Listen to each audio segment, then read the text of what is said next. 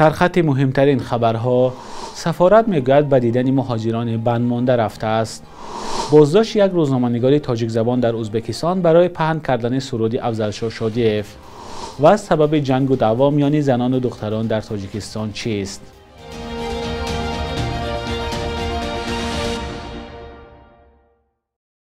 درود بینندگان عزیز، هفته نو را برای شما شاد باش میگویم.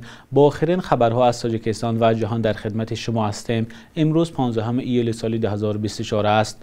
سفارت تاجیکستان در روسیه میگوید 12 ایول کارمندانش با مهاجران بند مانده در فرودگاه ونوکوو مسکو واخوردند. سفارت در خبرنامه نوشت مهاجران در منطقه ترانزیتی دیدار کرده برایشان غذا دادند.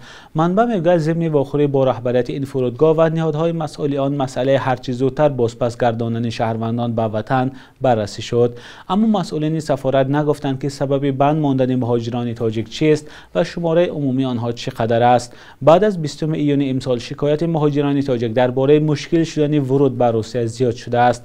دهها مهاجر شکایت کردند که آنها را در فرودگاه‌های روسیه و هم گذرگاه‌های زمینی این کشور با بهانه‌های گوناگون نگاه می‌دارند.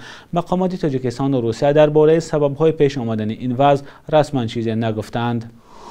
سلیم اینامزاده روزنامه‌نگار و متصدی گروه تاجیکان ازبکستان در فیسبوک را مقامات انتظامی ازبکستان دستگیر کردند. به اطلاع 3 منبع او یک هفته باز در بازداشتگاه ناحیه میرزا اولوغبک شهری تاشکند قرار دارد.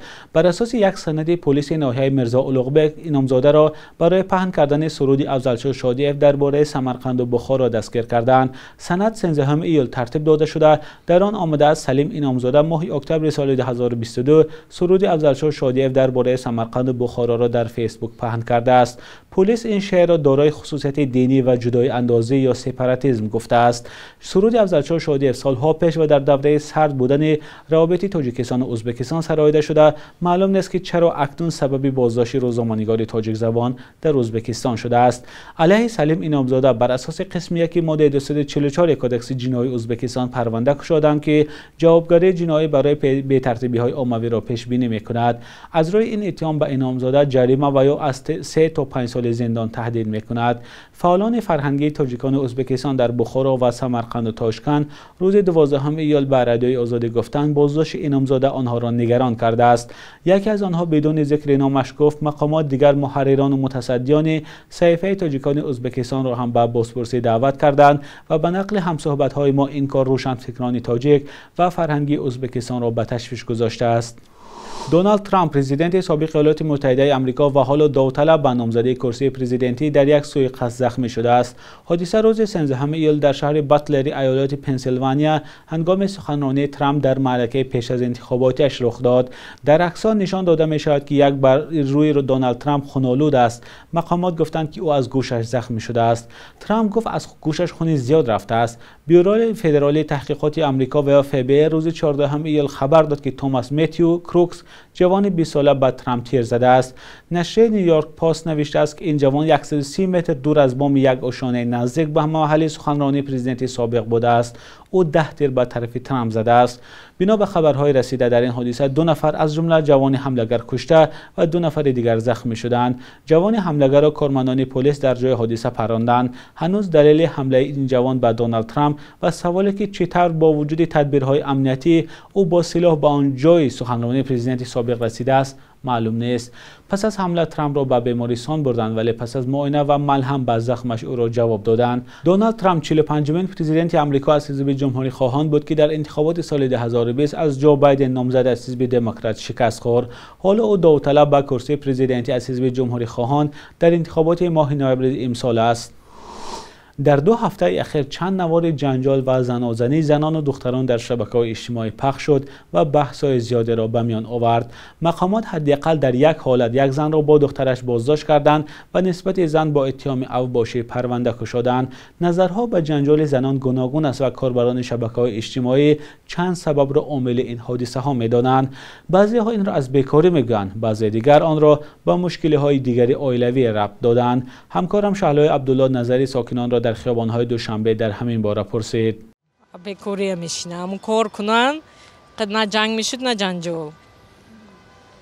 یگان چیکه زنیمت کنن مشغول شوند هیچ جنگم نمیشد. از تا جنگایی که زنا که روی شوشون جنگ میکنن занакое ки ари пареношон ҷанг мекунанд, занакое ки ари 1001 тема астеда масала. шумо кадомишад мисол дар назар доред? ақидатон барои ин мавзӯъҳо бояд занҳо ҷанг кунанд? хай дар ин замонаи мо одамо асабошона мисол контролировать карда наметонанд, худудадорӣ карда наметонанд. бисёри ами ман аҳамият додагим ами ҷанго ай рӯи шаварое ки дузанӣ доранд, ай рӯи ҳаваё ай ман ин чиза баъди чашмам дидагиам. баъд бисёр ҷанго ай рӯи дугонаҳои ҷонӣ ҳастанд, ай рӯи парин ҷанг мешаванд. бисёр ҷанг ама дар ами чӣ мебинам. дар гирди ман ҳама қаҷанг ай рӯи ҳам қачиай. аз бекорӣ ҳам мешаду ва фикрам аз бесаводӣ ҳам мешад. аз ҳисоби ки саводашон намерасад, вақти худшона беҳуда сарф мекунанд. агар авай хона башинану якчи омӯзану ёки кор дошта бошанд, вақт намеёвӣ ку берун буроиву ҷангу ҷанҷол када шинӣ. ба фикри ман ҳамин хел ақидаи ман. барое ки шахсан ман вақт надорам ки берун буромада лалала када шинам тамоман. барое ки кори хона, кор, фарзандо вақт намеёбем. хай намедонам бо тарбия надоранд. ҳамун хонавода падару модар нағз тарбия кардагӣ нестанд ки ҳам хел ба ҳамин роҳ мерану худшон ҳам хел рафтор мекунанд. шӯӣ бешарва шавария зани дуюм мегирад ва занура нигоҳ намекунад. инами хеле проблема барои ҳами ҷанг мешад. мегӯяд ҷанги хонаи бенонӣ инами хеле мешад. ҳатман шарвар дами дар корея ба як кас мерасад. барои ин бояд ҷанг кунад? барои бояд ҷанг кунем ки як каса бояд нигоҳ кунад. хай мардо аста аз удаи зано мебирояд, мардо аста ки удаи кӯдакон намебирояд. албатта аз бекорӣ. агар ваё ягон кор қати машғул бо ин хели коро ба вақт намеёбам ваё. барои аз бемаданӣ мешавад, аз бекорӣ мешавад. ман ҳамин бекор хуҷа кор намекунанд, мақсад дар хона шитагианд. ин ҳама чи ай бекорӣ мешавад. ҳама чи ай бекорӣ мешавад. ҷанг мекунанд. хай мебироянд ягон якдигар фаҳмӣ намешавад, ягон гапи ишда намефорад, барои ҳамун ҷанг мешаванд. мақсад вай фикри равшан дошта бошад ба ин коро даст намезанад. не ки агар мақсад ҳастанд одамое ки таҷрибаи зиндагишон кама, пастию баландии зиндагиро кам дидагиянд, эҳтироми якдигаршонро намедоранд, баъд камак як гапи камтар дағалтар ҳам шавад, дарав ба ҷанг ба ҷанҷол мехезанд. ҳолон ки якдигарро бахшидани ба фикри ман ай ҳама беҳтар аст. бахшидани якдигари ҳар кас ҳам хай наметонаду, лекин одаме ки мебахшад ба фикри ман беҳтарин одам аст. بینندگان عزیز اگر شما هم در این باره نظری دارید لطفاً در زیر برنامه نویسید.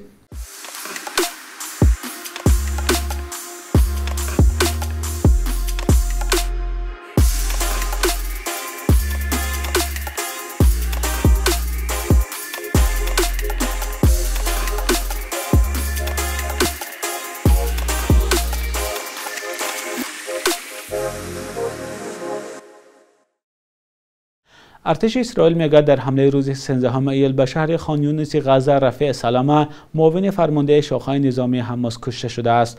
گروه حماس که در اروپا و آمریکا سازمان تروریستی شناخته شده است درباره کشته شدن این فرمانده هیچ چیزی نگفته است. در خبرنامه ارتش اسرائیل آمده است رفیع سلامه فرمانده حماس در خان یونس بود و همزمان معاون رهبر شاخه نظامی این گروه بود و اما خبرها درباره زنده یا کشته شدن محمد ضیف فرمانده گردانهای عزالدین قسام شاخه نظامی حماس معلوم نیست. هدف حمله روز شنبه ارتش اسرائیل به خان یونس از بین بردن محمد ضیف گفته میشد. در این حمله به اطلاع وزارت تندرستی غزه که زیر اداره حماس است 90 نفر کشته شدند. گروه حماس گفته است محمد ضیف زنده است. اسرائیل میگوید درباره کشته شدن او معلومات عمیق در دست نیست. محمد ضیف از طراحان حمله 7 اکتبر سال 2023 به اسرائیل گفته می شود. بخش یک روز تاریخ را در تقدیم همکارم خیرامان بقازاده تماشا کنید که مهمترین واقعه‌های تاریخی در روز 15 ایل را فرا می‌گیرد.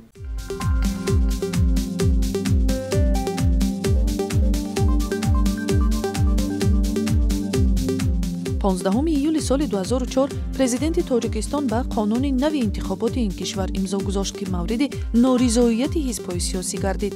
тибқи қонуни нав ҳар довталаби ширкат дар интихоботи парлумонӣ бояд дар ҳаҷми 200 маоши ҳадди ақал гаравпулӣ супурда аъзои ҳизбҳои сиёсӣ ба ҳисобу китоби райҳо роҳ дода намешаванд. ин қонунро чун ғайридемократӣ интиқод карданд. 15 ایول سال 2005 مقامات انداز مانعی چاپ شماره نوبتی نیروی سخن شدند. کارشناسان گفتند مطالب تنقیدی این نشریه سبب بهانه‌جویی مقامات برای ایجاد مشکل به نشریه شدند. نیروی سخن بعد تنفس سال 2010 از نو ثبت نام شد ولی چاپش با بهانه‌های مختلف قطع گردید.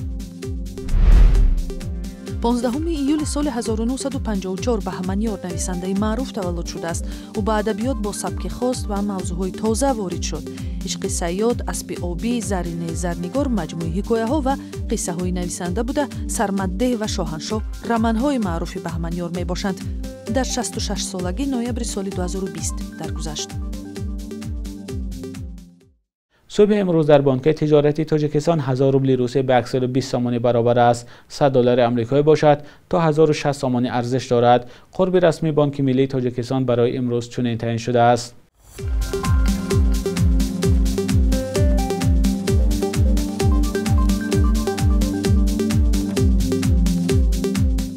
بینندگان عزیز، به پایان برنامه نویدی بامدادی رسیدیم. لطفاً نظر و پیشنهادهای خود را به ما نویسید. تا فردا، خدا نگهدارتان.